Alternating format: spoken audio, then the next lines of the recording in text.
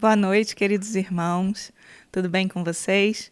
Espero que vocês tenham tido dias felizes. Estamos aqui para mais um Evangelho. Para quem não me conhece, eu sou Fernanda Lins. Falo aqui diretamente da Casa da Caridade Inácio Daniel e é uma alegria estar com vocês. Hoje a gente vai falar sobre um tema muito recorrente, que é saúde mental. Nesses tempos que nós estamos passando, as dificuldades que a gente enfrenta, muitas vezes a nossa saúde mental fica um pouco abalada. Então vamos conversar como vai ser essa recuperação da saúde mental junto com Jesus. Mas antes eu já convido vocês a separarem as suas águas, para que ao longo do Evangelho a espiritualidade possa derramar sobre nós aquelas bênçãos, aqueles remédios de cura dos quais estamos precisando. Vamos então para o nosso momento inicial de prece. Convido vocês a fecharem seus olhos, acalmarem seus corações, agradecendo ao alto por tudo que foi vivenciado até o momento, pelas oportunidades que tivemos de aprender, pelas alegrias que nos chegaram e pela dor que foi a companheira que nos ajudou a fortalecer o nosso íntimo. Pedimos ao alto que as palavras de hoje possam tocar os nossos corações, nos dando força para atravessarmos as dificuldades e também sabedoria junto aos momentos alegres, para que a gente saiba dividir também os bons ventos com aqueles irmãos que ainda não receberam o refresco. Esteja conosco, Mestre amado, agora e sempre, que assim seja, graças a Deus. Bom, gente, então para falar um pouquinho sobre saúde mental, eu estou lendo os livros de um dos palestrantes aqui do Dia da Saudade, o Rafael Papa, vocês devem ter assistido, né? Foi um dia maravilhoso que tivemos aqui na Casa da Caridade. E ele tem um livro que fala sobre transtornos mentais e remédios espirituais. E aí eu fiquei com vontade de trazer esse tema, tentando enxergar um pouco e reconhecer como era Jesus, né? O médico das almas, como ele tratava e lidava com a turbulência daqueles apóstolos e também daquelas pessoas que o seguiam, né? Num tempo em que havia dominação romana, havia pobreza, havia perseguição pela fé, né? Muitas pessoas doentes eram excluídas ali da convivência social. Então, Jesus, ele acolhia a todos com amor e oferecia esses recursos espirituais. Através desse amor que ele tinha por todos nós, por toda a humanidade, ele fazia desse amor o remédio para a cura das nossas aflições. E aí, para começar, eu trouxe uma mensagem que Rafael Papa coloca lá um trechinho no início do livro, que é a lição 152 do livro Caminho, Verdade e Vida, a lição de Emmanuel. Então, o nome dela é Ciência e Amor. E começa com Paulo, livro 1 Coríntios, capítulo 8, versículo 1, a ciência incha, mas o amor edifica. E o texto diz assim: a ciência pode estar cheia de poder, mas só o amor beneficia.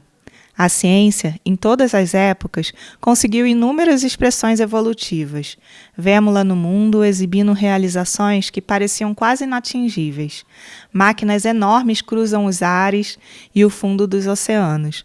A palavra é transmitida sem fios a longas distâncias. A imprensa difunde raciocínios mundiais. Mas, para essa mesma ciência, pouco importa que o homem lhe use os frutos para o bem ou para o mal.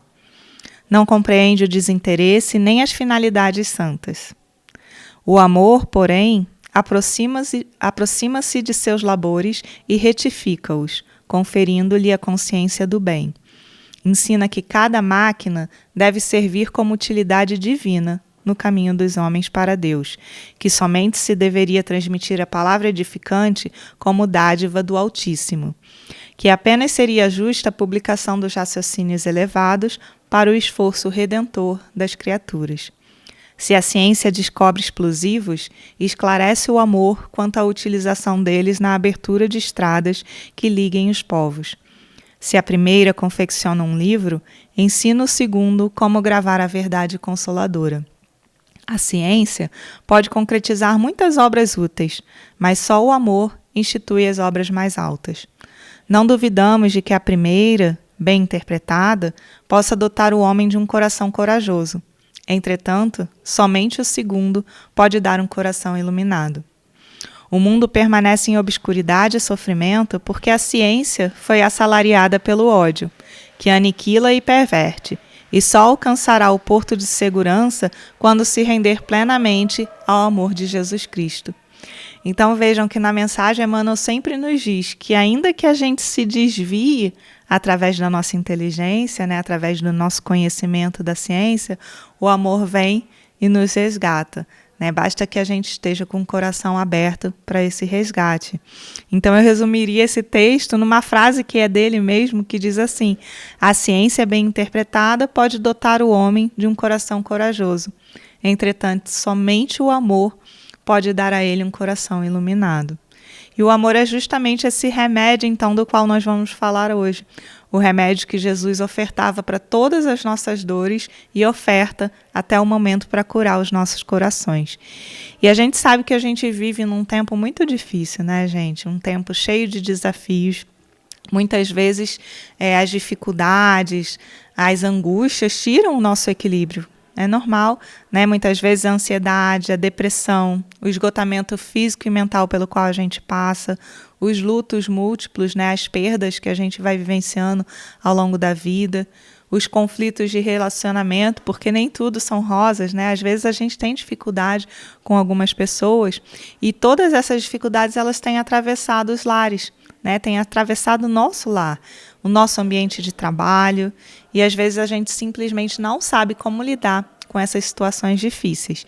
E aí muitas vezes a gente nesses casos é transformado em número, né? A gente olha assim, o Brasil tem pelo menos 6% da população que está vivenciando depressão. Mas é justamente nesse instante que a gente não quer se enxergar com um número, né? A gente quer se sentir único, a gente quer encontrar sentido na vida, porque somos pessoas que estão em busca de um lugar seguro, um lugar para o recomeço, né? Um lugar onde a gente possa repousar e tentar outras vezes. E a gente quer se enxergar também inteiro e não como parte, né? Então somos espíritos imortais, somos mente, que oficina, que gera os nossos pensamentos, os nossos sentimentos, e somos também o corpo como esse instrumento sagrado que nos serve, né, nesse caminho de evolução. É onde o nosso espírito ele pode se manifestar. E lá no Evangelho segundo o Espiritismo, a gente encontra o Cristo Consolador, né, esse amigo que vem nos mostrar o caminho da cura. E ele nos chama amorosamente a essa caminhada. Ele fala, vinde a mim, todos vós que estáis aflitos. E é desse consolo ativo que a gente precisa, né? Esse consolo amoroso, esse consolo esclarecedor e transformador, porque Jesus, quando fala conosco, ele nos toca e nos toca de uma forma que a gente se transforma. E a gente deseja, então, que cada um de nós que atravessa momentos de dificuldades em algum período da vida, a gente encontre nesses momentos uma palavra como a de Jesus, né? Uma palavra que seja abrigo, que seja estímulo e que seja luz para o nosso caminho e que a gente consiga cada dia receber, né, da forma mais agradável, da forma mais intensa, Jesus nos nossos corações. E Emmanuel nos diz assim, a vontade é o leme que dirige o navio da vida mental. Então, tudo aquilo que a gente deseja é aquilo que vai orientar os nossos pensamentos, é aquilo que vai organizar os nossos hábitos, vai selecionar a conversação que a gente tem intimamente, né, com os nossos defeitos, com as nossas virtudes, como que a gente vai organizar isso para cada vez mais se melhorar. Claro que isso que eu estou falando que é esse contato, essa conexão nossa com a espiritualidade, não exclui a ciência, não exclui a medicina, a psicologia, né? Porque a espiritualidade, na verdade, ela se soma a essas competências que a medicina traz. E é a partir disso, dessa soma, dessa integração entre ciência e entre espiritualidade, que a gente vai se enxergar de fato por inteiro.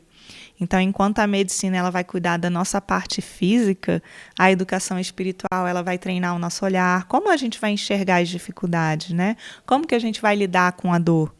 Ela vai depurar os nossos sentimentos, as nossas emoções, para que a gente não entre em desespero dentro do caos que existe, né, nessa explosão de sentimentos, ela vai disciplinar os nossos desejos e ela vai reeducar as nossas atitudes, porque muitas vezes a gente vai e se desvia do caminho, mas aí vem o amor da espiritualidade e nos recolhe e nos traz de volta para o caminho, alinhado à lei divina.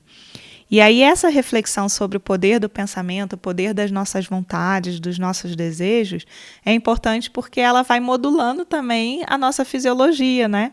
E quando a gente fala de higiene mental, não é por acaso, né? Oração, meditação, leitura edificante, muitas vezes silêncio, né? Porque às vezes a gente precisa calar para se entender. E também a caridade, o serviço no bem, isso tudo não é uma transformação mágica que vai acontecer de uma hora para outra, né? Até porque a gente sabe das dificuldades que a gente vai encontrar pelo caminho, que a gente vai tropeçar muitas vezes, vai pensar em desistir. Então, essa transformação ela não é mágica, ela é paulatina. Né? É uma construção consciente, porque é uma escolha nossa, de um ambiente mental que favoreça essa nossa saúde, que a gente tanto precisa.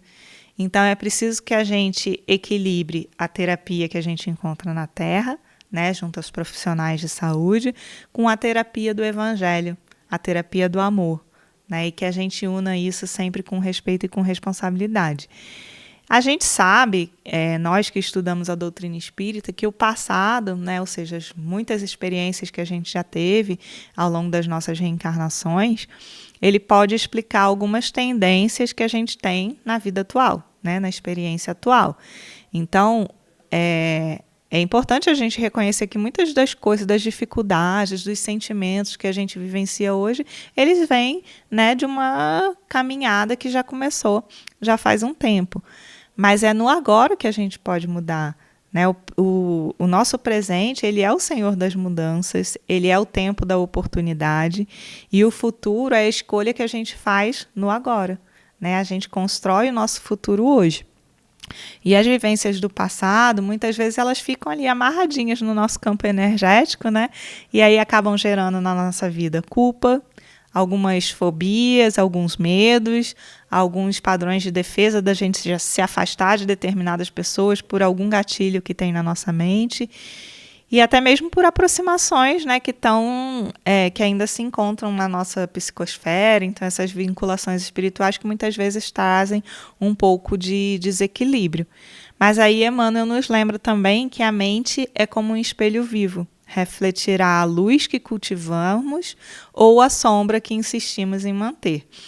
Então, assim, cabe a nós escolhermos como vai ficar o nosso pensamento, né? Como a gente tem cuidado, então, da nossa mente, da nossa saúde mental. A gente pode escolher diariamente entre o que a gente pensa, o que a gente fala, como que a gente reage às pessoas, como que a gente reage aos obstáculos e qual também o roteiro afetivo que a gente quer traçar. Né? Se a gente quer amar ou se a gente quer manter essa raiva, esse desejo de vingança, ou se a gente vai, então, parar, respirar e perdoar. Tudo isso é uma escolha nossa, uma escolha que, claro, exige um esforço muito grande, mas que a gente pode pensar, parar e se preparar e se planejar para fazer. E, às vezes, tudo bem, a gente vai precisar de ajuda, é normal, né? Tá tudo certo com isso. E reconhecer que a gente precisa de ajuda já é um primeiro grande passo para a nossa cura. E Jesus ele atuava, então, como esse terapeuta das consciências, né? Ele agia na nossa mente, ele agia no nosso coração. E ele não normalizava a dor, mas ele acolhia a dor, ele compreendia a dor e ele tentava, através das suas palavras e do seu exemplo, principalmente, transformar essa dor. Então, era toda uma atmosfera de cuidado que só ele tinha. Né? E a gente ainda encontra esse amigo ao nosso lado. Né? O mestre ele nunca nos abandona. A gente vê que lá no passado, Pedro, seu apóstolo, durante a negação, porque Pedro negou Jesus 3 vezes, ele se tomou por remorso e ele ficou nessa confusão mental. Ele carregava em si muitas autorrecriminações, né? Muitas vezes a gente faz isso com a gente se autorrecrimina e fica ali ruminando, né, essa dor dentro de nós, pensando, eu devia ter feito melhor, eu podia ter feito desse jeito, eu amo tanto ele, por que eu maltrato, por que eu faço sofrer? E aí Pedro, ele ficou com essa sensação de culpa, né, por ter negado o seu amigo que ele tanto amava, aquele que o ajudou a encontrar sentido na vida. E aí Jesus, ao reencontrar Pedro em espírito, né, já ressuscitado, ele não aprisiona então Pedro nesse erro da negação. Muito pelo contrário, ele oferece a Pedro esse chamado de amor, porque Jesus vai e fala a Pedro: tu me amas? E ele não pergunta só uma vez, ele pergunta 3 vezes: tu me amas? Tu me amas? E aí, a cada pergunta, ele vai reconstruindo essa identidade que Pedro tinha perdido durante a negação. E aí, Jesus confia a ele uma missão, uma das maiores missões que Jesus confiou a alguém, que foi: apacenta as minhas ovelhas. Então, Jesus estava dando para aquele amigo que o negou a chance de cuidar de todos os cristãos, de todos aqueles que seguiam a Cristo. Então, ele consegue, através desse chamado a Pedro, converter aquela culpa em responsabilidade, em ação, em caridade, né? E é assim que a gente se cura, né? É como se Jesus olhasse para nós, reconhecendo os nossos erros, porque somos ainda falíveis, né?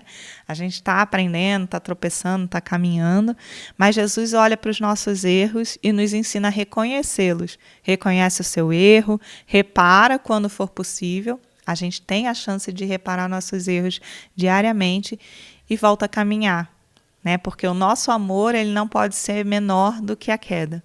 O nosso amor tem que ser sempre maior do que a nossa queda. E é assim que nasce, então, a nossa vontade de recomeçar, a nossa autoestima volta, né, para o local devido, e aí a gente começa a trabalhar em prol dessa transformação íntima. E nesses processos de dor mental, muitas vezes a gente precisa dessa presença amiga, essa presença que caminha ao nosso lado, que segure a nossa mão, que nos fale do amor, né, que nos fale do recomeço. E a gente precisa de alguém que nos escute sem julgar, como Jesus fez com Pedro, como Jesus fez com tantos outros, né?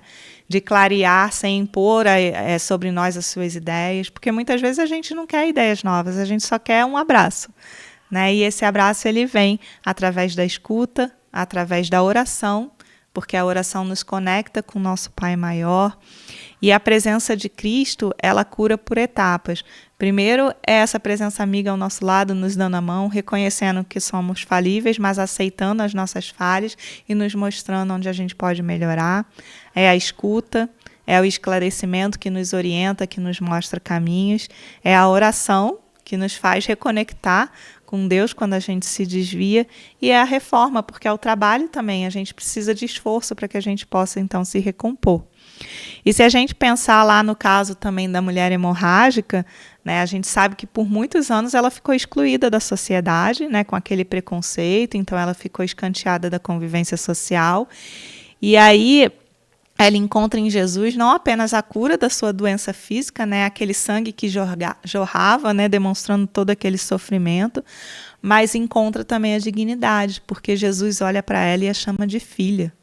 Olha como isso resgata uma pessoa que está esquecida, que está excluída pela sociedade, né? Quando você olha para o outro e enxerga o outro. Então, Jesus fazia isso. E nós temos chances de fazer, de olhar, passar na rua, enxergar aquela pessoa que está ali em dificuldade, em vulnerabilidade, como um irmão, e enxergar aquela pessoa. Muitas vezes aqueles irmãos se sentem invisíveis, né? E olha como um simples olhar de cuidado para aquelas pessoas pode resgatá-las, né? Colocá-las de novo num lugar de valor que por muito tempo elas perderam. O paralítico também, que desceu ali pelo telhado para a cura, né? Ele, antes de andar novamente, ele recebe de Jesus a notícia: os teus pecados te são perdoados. Então percebam que Cristo ali naquele momento ele está chegando na raiz da dor, né? Ele está arrancando aquela culpa que ele carregava e que impedia de andar, porque muitas vezes os nossos sentimentos ruins, eles criam também doenças físicas. E ali o paralítico ele foi curado porque Jesus tocou na dor da culpa e perdoou. Então, com aquela culpa perdoada, ele conseguiu então voltar a andar. E aí a gente vê o poder do auto-perdão para a nossa cura, né? Muitas vezes a gente também se culpa de muitas coisas pelas quais tivemos que passar na nossa vida e muitas vezes a gente errou e a gente fica então se autoculpando. E aí é preciso desse auto-perdão para que a gente possa seguir em frente. E Jesus nos ensina: primeiro cuida de si para depois poder estar bem para cuidar do outro, né? Então, é acolher a nossa dor, esclarecer o que precisa ser esclarecido, perdoar sem esquecer que aquilo foi um erro, né? Para que a gente não volte a repetir. E também nos esforçarmos para que a gente possa realmente mudar por dentro. Então, o amor do Cristo é esse remédio espiritual para as nossas angústias, para as nossas aflições. A prece também, que é esse diálogo entre almas, né? Ela tem endereço certo, a gente pode direcionar para outra pessoa que está precisando, ou a gente pode, então, pedir por nós mesmos, que às vezes estamos enfrentando tempestades, às vezes a gente se sente sem força para continuar, e a prece ela não vai mudar a nossa dor. Ela vai mudar a nós mesmos, né? Como que a gente vai enxergar aquela dor e como a partir dessa nova visão, desse novo ponto de vista, a gente vai caminhar, né? Tentando sempre lembrar que a gente está de mãos dadas com Jesus.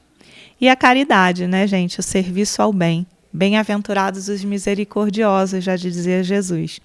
E a misericórdia é essa caridade espiritual, né? De um coração magoado que consegue se recompor e perdoar aquele ofensor, aquele que o ofendeu. E quando eu perdoo, eu rompo esses ciclos mentais que ficam ali alimentando a nossa dor, né? Que a gente não consegue se livrar dele se a gente não toma uma atitude do perdão. Então, quando eu reparo uma falta, eu desfaço aquele nozinho aqui na mente que fica martelando, né? Que fica doendo, que fica latejando, e a culpa ela vai se desfazendo.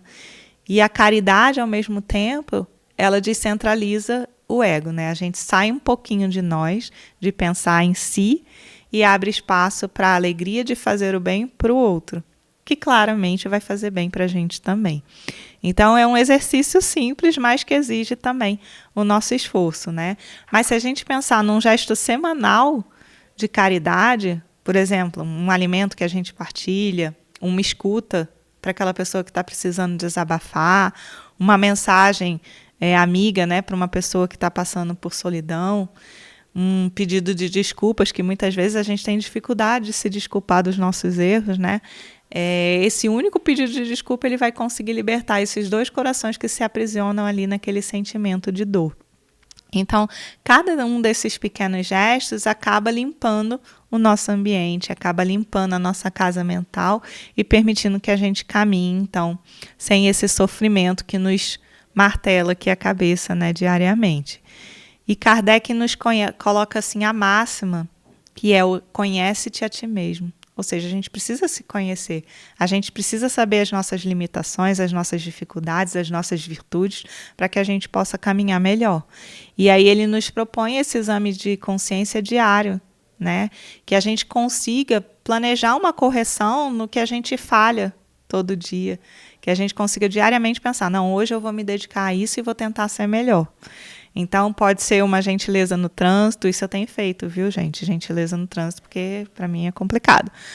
Palavra solidária, né? O respeito no convívio com o outro, uma pausa antes da gente responder, sabe? Quando a gente quer responder naquela raiva, a gente pausa, respira e pensa, não, eu vou responder de uma forma que aquela pessoa compreenda que eu quero o bem dela.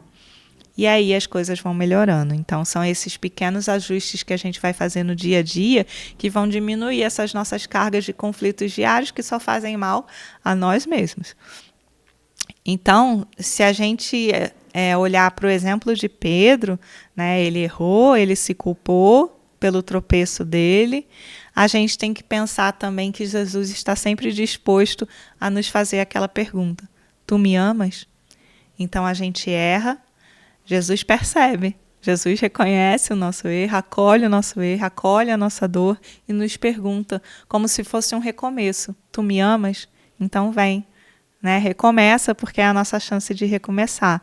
Então que a gente possa responder a Jesus esse amor em atos, né? Que a gente possa servir em casa, que a gente possa servir no trabalho, que a gente possa servir na casa espírita ou na casa que nos acolher, onde a gente se sentir bem, porque a vida nos pede esse esforço, né, de reconstrução de nós mesmos. E aí esse amor ele vai cicatrizar a nossa ferida, esse trabalho vai nos levar de novo para perto do nosso Pai. Então, a saúde mental ela é uma construção que é feita de passinho em passinho, né? São pequenos e contínuos, porque a gente tem que persistir. E aí, mesmo diante de relacionamentos difíceis, porque a vida nem sempre é fácil, a gente vai encontrar pessoas que vão nos tirar do sério, né? Que a gente possa, então, resgatar de Jesus essa chave do perdão, da reconciliação, da tentativa de uma convivência harmônica, né? Porque somos todos irmãos caminhando com os seus próprios erros, com a sua própria bagagem, mas indo rumo ao nosso Pai maior. Então, a gente, quando perdoa, a gente não está concordando com os abusos, com as ofensas, com aquilo que nos magoa. A gente simplesmente está desfazendo o laço que nos prende ao opressor. Então, a gente está se curando também por dentro. E isso vai exigir tempo, claro, não é uma coisa que a gente consegue fazer de uma hora para outra, mas a gente começar a se liberar desse sentimento de ressentimento já é também o início da cura. E aí eu trago aqui Paulo de Tarso, que nos ensina dessa forma: não te deixes vencer do mal, mas vence o mal com o bem. Então, é fazer esse esforço de higiene mental, primeiro, para que a gente não guarde, né, os sentimentos ruins, e acolher também esse serviço ao próximo, né, essa atitude grandiosa que é a do perdão e de não alimentar aquilo que nos adoece, porque isso também é uma escolha nossa. E quando a gente fala também na dor do luto, né, precisa a gente reconhecer que a gente, quando passa pelo luto, a gente precisa reencontrar sentido na vida, a gente precisa de presença, né, de presença de pessoas que nos compreendam, que saibam o que é passar por essa dor e que não nos cobrem que a gente acelere esse processo do luto, mas pelo contrário, que nos deem a mão e atravessem o luto com a gente, né, e que nos deem esperança.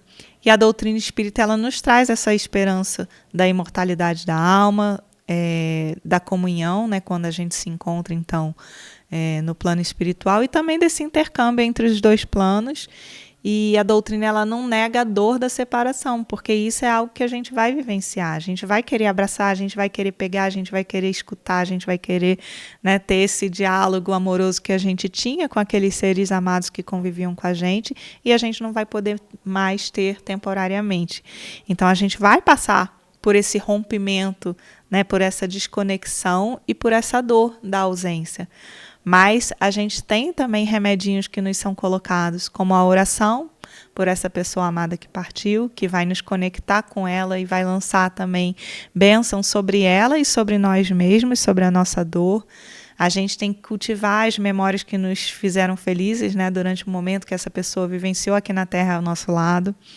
E tudo isso vai ser uma ponte para a nossa cura, né, e para o nosso reencontro que vai acontecer um dia.